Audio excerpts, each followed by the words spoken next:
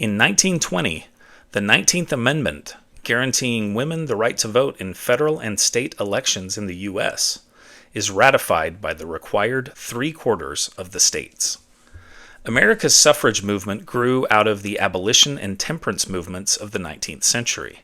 The 1848 Seneca Falls Convention is a landmark moment in the early days of the movement, with both men and women in attendance signing the Declaration of Sentiments, a treatise penned by Elizabeth Cady Stanton and based on the Declaration of Independence. It proclaimed, "We hold these truths to be self-evident, that all men and women are created equal."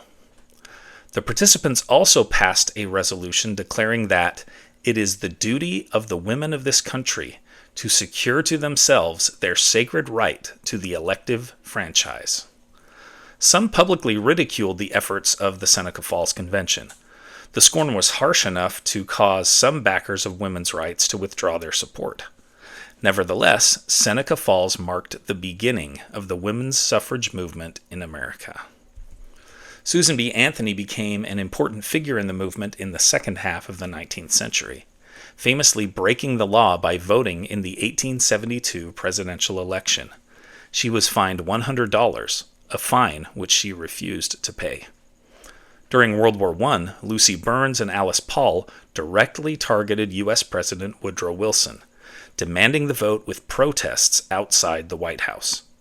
Facing mounting pressure, Wilson called a special session of Congress in May 1919.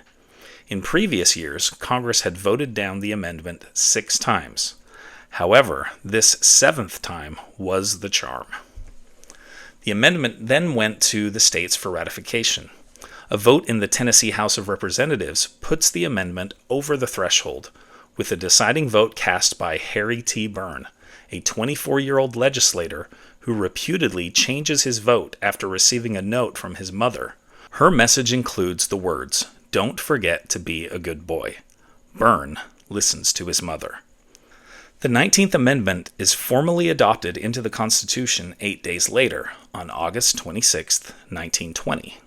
But it is not until the Voting Rights Act, 45 years later, that all women in the U.S. truly have the right to vote.